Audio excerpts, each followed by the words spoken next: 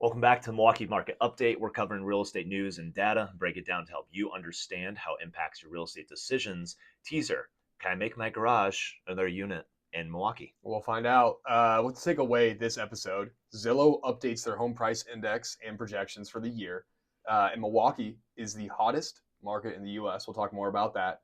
Some potential changes may or may not be coming with accessory dwelling units. So we'll answer your question that you just asked. And we're going to wrap this up with another game of how well does Ty know his neighborhoods? You did okay this We'll time. see if I pass. Yeah. We'll see if I pass. So we're here to give you the info you need to make the right decisions regarding your real estate. Should I buy a home now? Should I be selling? Is the housing market about to crash? Are these headlines I'm reading, content I'm seeing on social media true or even relevant to me? If you're new to the show or returning because you found value in our previous episodes, obviously it would mean the world to us if you could take a second to subscribe. You can find us on Instagram at Horizon Homes, MKE, or shoot us a message at homewithhorizon.com.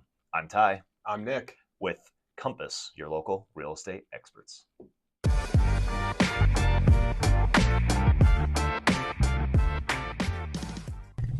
Well, Ty, what's going on today, man? How are you? I'm doing pretty well, man. It's spring market is definitely here. Yeah. Busy weekend coming out here. We're at the last weekend of April. Waiting for more inventory to come, I think is the general sentiment, and buyers want homes. I agree. It's a really good time to sell. It's a very difficult time to buy. We'll kind of talk more about what's happening here in Milwaukee nationally and what's going on. But to kick this off, man, let's look back the last week. What's something kind of crazy you maybe saw in a home that you weren't expecting this week? Yeah, so this isn't where I typically find myself, but I had somebody call me from out of state. They have a investment project that they lent on. Okay. And it's a pretty nice little neighborhood, and it's like kind of you can pull up. I'm like, yeah, it's kind of a sore thumb in the middle of this nice little neighborhood. Go in, and I can kind of hear a shh, like some like water's running. I'm like, all right. Well, turns out I go down the stairs, and there's literally just water shooting across the basement, about 1 inch of water down there, and I'm like, hey man, how long's this been going on? It's not looking too good. He's like, it's probably been like that for about 6 months. What?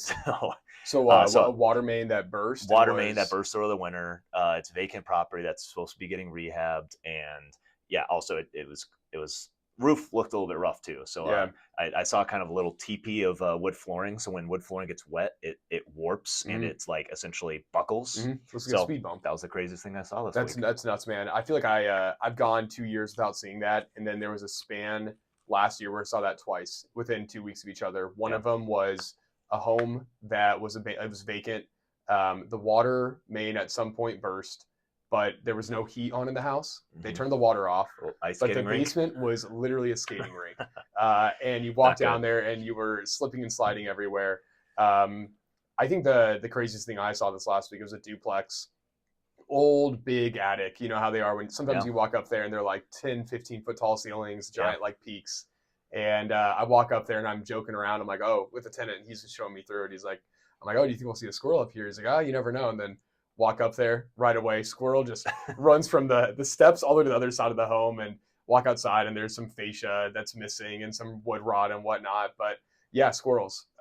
It's also not uncommon. It happened at one of my properties one time where tree hung over. They make their way in there. They build their little nests in there, and had to get pest control out there, and they safely trapped them and relocated them. A real class of unrepresented homeowners. It's squirrels. I mean, what, they have to just live in trees? That's not fair. It's not fair. We've got harsh weather here. We've got attics that are perfect homes for squirrels. Yeah. Good nesting material, everything else. They keep bugs out, everything.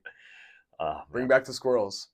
For sure. Well, today I know we've got some articles pulled together. Kind of the overview here is, this is a couple from the Milwaukee Business Journal, one from Milwaukee Biz Times, one speaking to housing market shifting to favor buyers. That's the headline. Yeah, and before you go into this, I want to talk about something that's going to kind of like lead into this here. Okay. Because Zillow, everyone knows Zillow. Probably they are the most searched platform when people are looking for homes. Zillow is number one.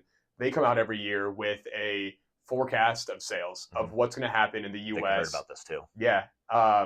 Originally, their expectation for this year was we'd see a 0.6% price increase nationally across houses. Okay. They've since revised that April 18th, so about 2 weeks ago, that they're expected to see a projected drop of 1.9% this year, coupled with mortgage rates, coupled with inventory starting to increase in some of these other markets.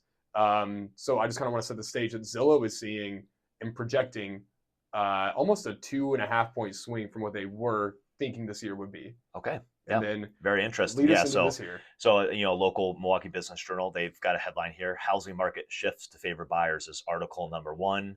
We'll flow that into essentially the next headline we're going to cover is "Milwaukee's median home prices rise as other metros cool off," and we'll wrap off with a conversation around Milwaukee aldermen's starting a conversation around accessory dwelling units, and we'll talk about what those are in the first place. But starting with housing market starting to favor buyers. So let's kind of dive into this article. So I saw this article come out, and because I'm subscribed to the Milwaukee Business Journal, and I get a daily email from them, and it's just the headlines, and all it says is headlines with a link to the article, and anything that's in Milwaukee Business Journal, I think it's talking about Milwaukee. I assume that it's about Milwaukee. And so this headline, it says, "Housing market shifts to favor buyers, but they're not buying."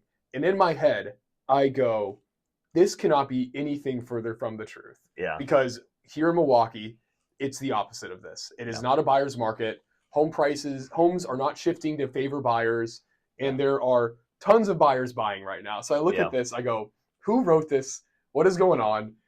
And then we take a peek under the covers. And we find it's all about what's happening across the U.S. as a whole. Yeah, summarizing a couple of stat lines because I love my data. Essentially, right now, the median home sales price was down from the same time a year ago in only 10 of the 50 most populous U.S. metro areas, meaning 40 of them are still seeing home price increases. But some of those, essentially, you're seeing that a few metro areas are driving the overall story. And a lot of that is because supply is outpacing demand. We've talked about markets like down in Miami, a lot of Florida markets in general, Phoenix, Austin, Texas, and Texas in general. Those are the markets where you're seeing the amount of homes available for sale outpacing the amount of buyers looking to buy, sometimes insurance having a play on that. Yeah, I agree. And it talks more about kind of the reasons why and the shift here. And so I saw the headline, read the article, which is why it's good to read articles. And you see, okay, what she's saying is correct. It just doesn't pertain to Milwaukee. And then they also have an article here that the Milwaukee's median home price rises as other major metros cool off, which this to me cannot be more accurate. And Milwaukee, I think it was February this year, we saw the nation's largest year-over-year price increase. Number one, which is crazy because I think the median was at 11.7. I think the average home price increase was more like 15 or 17%. And I remember we were doing the podcast and we see the February number come out and I'm like, whoa, home prices are not up 20% or 15% from last year. Yeah. But it is very interesting because Milwaukee's market is appreciating, other markets aren't. Let's talk about this though. The fact that we were the highest home price raising market for that month. Is that accurate? Yes, it is. But tell me more about that data, because that to me that's not reflective of the trend. I think if you compare us to other, let's call it Rust Belt / up north markets. So a lot of Midwest markets right now are seeing similar numbers. We're not an outlier and seeing high single digit, into the teen levels of appreciation. And I think that's because we do have a lot of affordability here in our markets. There's decent employment going on. We're seeing not a whole lot of layoffs as we look at old data lines.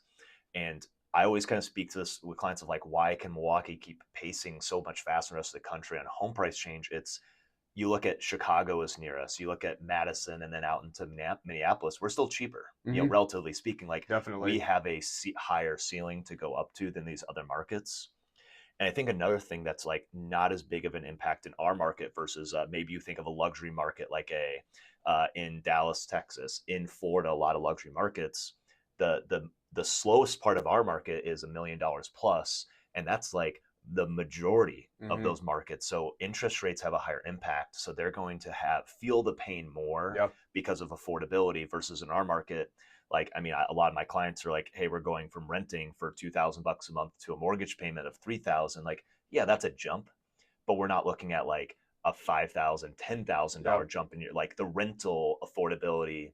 In contrast to the purchasing affordability is so stark in those other markets. Yeah, you look at our average price point of $350, $375 compared to, I don't know what the average price point is in Texas, but it's got to be close to double that. Yeah. And so we have so much more inventory that is at that more affordable price, where then that's kind of a great spot for first-time home buyers. You have a lot of home buyers that are competing against each other, causing buyers to kind of raise prices up. Yeah. I think too about that February number of being up 17% or whatever it was, to me is not reflective also of what's happening in Milwaukee. Like, sure, it's very much a seller's market, but that to me was a blip in the data. Definitely feels like a blip. More consistent is we're seeing a good 6 to 7% year over year price increase. And I think when you look at February, you've got typically one of the slowest months of the year by home sales. Typically, if you look at the data year over year, it kind of does a sine wave. You know, the prices go up in June, July, August, kind of then trail back down in the winter. And so you kind of are looking at a couple things of, to me, it's very cool. And we saw everywhere on Instagram and Facebook, Milwaukee, the hottest market in the US. And that is still the case, but up 17%. I don't want homeowners to get the idea of, wow, my home is now worth 20% more, because just in 1 year doing nothing. Probably not the case. Probably not the case. I think 6 to 7%, if it's kind of that typical home, is more a better understanding of what your home has increased in the last year. Yeah, and I think one thing to kind of add context to, you said Zillow's forecasting, prices nationwide to now go down 2%. Yeah. Typically, if you look at the long-term history, the housing market goes up about 3%. And right now, Milwaukee, like, we've had consistent results in a really, really hot market going up 6 or 7%. In the housing market, it's just a more stable, I'll call it asset class, to use a fancy term, of like, you don't see, even when times are tough, you don't see these big declines. Like, you usually don't actually see home price appreciation. Sometimes it just flatlines for a longer period of time. And you also, most of the time, except for in COVID and a bunch of craziness that happened a few years ago, you don't ever really see, even in our market, where markets like Wauwatosa with half of a month of supply, it's not like going up 20, 30, 40% like you can see the stock market do over the course of a year. So like, our ups and downs are just not as aggressive on either end, versus if you're trying to compare, a down market in real estate to a down market in the stock market, they're just not apples to apples. Yeah, they're a lot stickier, I would say. The swings up and down are going to be a lot less. And also, I think it's something too that's nice with, if you have a 401k and you see that the stock market's down 20%, you go and look at E-Trade or Vanguard, wherever you have your 401k, and you see your number go from whatever it was to be down 20%. With the housing market, it feels like the home value is what the value is. And if you need help finding out what your home value is, you got two great people that can help you with this, but you're not staring at that number every day. And it doesn't feel as bad, especially if you aren't planning on moving or selling your house. If you're selling your house, different story, but it's not like a number that you're seeing in an account that goes, all of a sudden my net worth is now 20% less. Yeah. And it actually isn't really super relevant. I mean, obviously, if you're about to retire, that retirement 401k dropping is like, oh man, that's really scary right now. For us who still have maybe 30 years ahead of us, so you're like, okay, that kind of stinks, but you kind of move on. It's the same thing in housing, where I think the historical like annual turnover rate of housing is like 5 to 10%. So for 90% of people, easily, they're like, oh man, my home value went down. Well, I'm just going to keep living here. Yeah. Same with like the 401k mentality too. It's like, my 401k went down. Well, guess what? I'm 30 years old. I've got 30 years to and that's less for this to build up. That's us talking about that in a vacuum. Like, obviously, if you can sure. feel and see the pain around you, if there's recessions, everything else, but typically recessions don't actually flow into the housing market. Yeah. I also think it's interesting too. Like, I think Zillow is more or less now more accurate with this 1.9, we'll say 2% price drop. If it gets there, I want to be shocked, just because of looking at what's happening in the other major metros across the US. And just to kind of put some context in, Milwaukee's up 6 to 7% prices year over year. Nationally, we're up 1.2%. But then if you look at Austin and Tampa, both down about 4.5%. And then some other major markets here that are down anywhere from 1.5 to 2.7. You've got Miami, Atlanta, New Orleans, Orlando, Jacksonville, Dallas, Phoenix, San Antonio. So some of these other major markets here that are seeing their home values decrease. And I think too, something to keep in mind is like Milwaukee, the small markets, and I don't want to say small, but the Midwest markets tend to be a lot hardier and stronger, and the ones that are appreciating right now. And then you have a lot of these more like coastal markets in bigger cities that are feeling the pain from a price perspective. And those prices are worth more. The homes are worth more, and there's more transactions that happen there. And so if there's more transactions happening at those price points and those markets, that's going to have a bigger effect on the data as well too. For sure. So I think something to keep in mind also that like what's happening in Los Angeles, there's probably, I don't know, 20 times the volume that happens in Los Angeles in Milwaukee in any given year, probably even way more than that. Yep. And so like keep that in mind too, that what's happening in LA and New York City is going to have a way bigger pull on the market than what happens in Milwaukee. Definitely agree. Yeah, and most of these places are all in the Sun Belt that saw these big trend changes.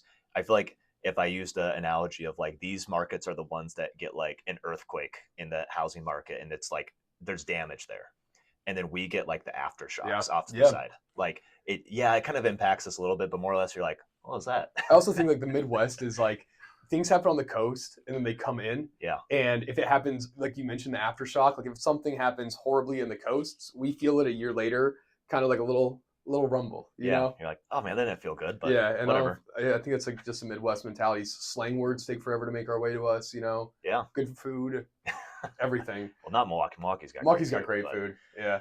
All right, so what we got up next here is essentially the Milwaukee aldermen, the people that are kind of leading these different zones of the city of Milwaukee are essentially debating things around zoning districts. Mm-hmm. Specifically, something that's really interesting to us is accessory dwelling unit and what are the allowed things in this. So an accessory dwelling unit, to actually define what that is, typically in our area, you'll see it be like a carriage house, meaning like a guest house off to the side of a property. It could also be maybe a single family in the front, and then they added a 1-story or a story and a half cottage in the back. Maybe it has maybe it has a basement, maybe it does not. It's just additional homes or units that somebody could live in on the same lot, and it's whether or not it's allowed.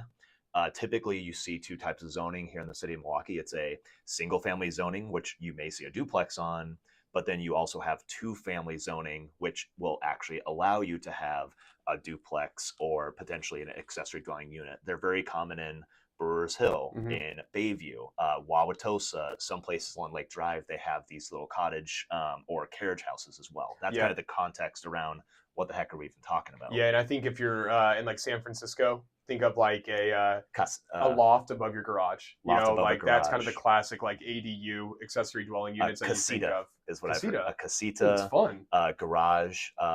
That's very common in Denver, I believe, is a garage conversion. Yeah. Where your kitchen shares the wall with your garage. So then you actually make a little baby unit out of your garage, and you still have parking because you have a driveway. Yeah. But you've essentially made a garage studio. Yeah. It's super common. Sometimes basement units, if you have safe egress. Yeah. There's many different ways that you could essentially add additional dwelling units, but kind of what the challenge is as we look at why is this being discussed, it's like, that sounds great, add more housing units. So I have a lot of clients that I work with in California that ask me all the time about ADUs, because I think it's very popular in other cities where they have a housing crisis and a shortage. I think Milwaukee is similar in that we have a shortage, and I think about this because basically what happened is a couple aldermen in Milwaukee have proposed a plan to allow accessory dwelling units to become easier to make. And the original plan was to allow for ADUs for any type of residential home, whether it's to be added to a home, to make it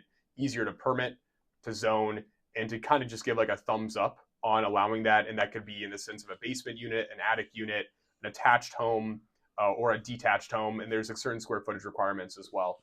And I have a lot of clients in like San Francisco and California that always ask me like, well, how about Milwaukee? Like, could we do an ADU? Could we like add onto the garage? And the answer right now is no. But it's also interesting looking back at the history of Milwaukee because you see ADUs everywhere. And back in the day, in like the 40s, 50s, 60s, it was very common for these to be built. And you think of like the 2 homes on one lot. You think about the basement units on the south side. There was a point in Milwaukee's history where it was very, very common to have this. And then basically the city said no more to accessory dwelling units. And so to kind of like what's actually happening, why are we talking about all this? So the city proposed a plan to basically allow any residential unit to have an accessory dwelling unit to be added and make it easy. And this had a ton of support from several aldermen to basically make this happen and push this through, all because of the, I don't want to say the housing shortage that we're seeing here in Milwaukee. Yeah. And at the 11th hour, 2 of the aldermen basically amended the plan to limit it. So you have to be an owner occupant, number one. And then I think the bigger thing is that if it's zoned as single family, you cannot do it. And if it's a duplex, you can't add a third unit because then it changes fire code, and there's annual fire code inspections that have to happen with 3 dwellings or more. Yeah. And basically then the aldermen that were supporting it kind of backed out and were a little upset because they said this fundamentally changes everything because Send okay, it it's back to only committee. because it's only for areas zoned as non-single fam, but if it's a duplex, you can't add a third. So then we're talking how many weird parcels that are a single fam that's on a 2-family zoning area. So it kind of fundamentally changed everything, and in my opinion, doesn't really allow much flexibility in this. But this has been a huge topic in the last week here with Milwaukee. Yeah. And I mean, it kind of goes back to like an ongoing theme that's not just here, but nationwide. It's essentially you almost need to incentivize through your regulation and your decisions that you make, like to influence. Usually the people who take this on are investors to create the inventory. It's not going to be government housing. Like we've proven that that's not necessarily their strong suit. It's people coming in, looking for a return, creating the opportunity, and eventually maybe a family moves in and takes over that inventory. Like if you add all these restrictions and confusion and like how the heck do I actually figure this out, and also it's only this one little kind of type of lot, it kind of just like removes it as even being a potential option. Yep.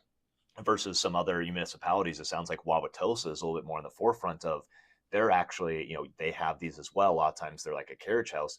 They're actually trying to give $25,000 in essentially like grant money if you want to go do this. Now, that's not going to get you an entire accessory dwelling unit, but they're trying to be on the forefront of allowing this. But you'd actually have to dive into where can you actually do it, what type of zoning. Again, it's probably few and far between, but I think this is something that usually comes back to, like, these aldermen, they probably hear from their constituents, and it's maybe some of the Milwaukee neighborhoods that are more well known, higher price points. No, I agree. We definitely need that, but not here in this neighborhood.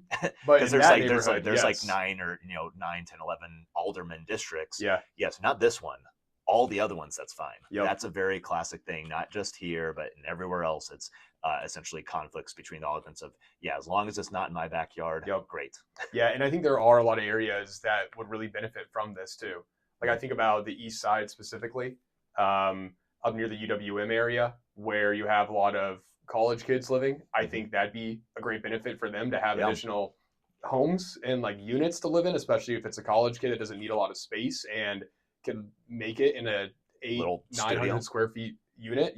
So it is unfortunate because I think this would have been exciting to see happen, and it would also kind of shape the future of the Milwaukee housing landscape and giving owners more ability to be creative, and also to we're big on the house hacking method of buying a property and then having some way to kind of subsidize that mortgage, whether it's through a duplex or renting out bedrooms or a 3-unit, 4-unit, you name it. And this is kind of a cool, creative way to do that as well too. So right now it's back to the zoning board for essentially further clarification and discussion. This hasn't been approved or denied yet, but basically once they made those changes, they said, we're not even going to vote on this. We're passing on this. Sounds like we need another committee. You and me?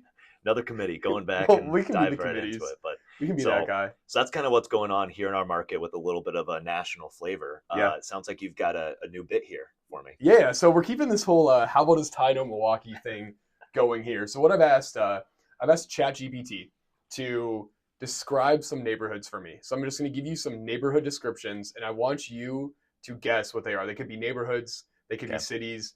You're going to know these though. So they're going to be areas that you know. At least I hope you do, all right? Let's start off with an easy one here, okay? Okay.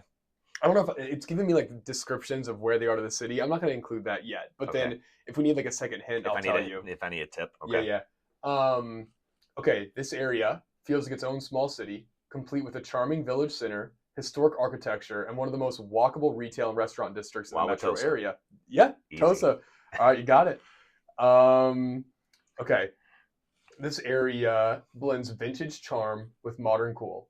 Once rooted in working class industry, it's now full of hip coffee bars, breweries, tattoo parlors, and vinyl shops. You'll find rows of cozy bungalows and duplexes, walkable streets, and strong Sounds neighborhood like pride. Bayview to me. Bayview? Yeah. Okay, Yeah, let's go. yeah, You're doing pretty well here. yeah. These are things I know. Yeah. Okay. Okay.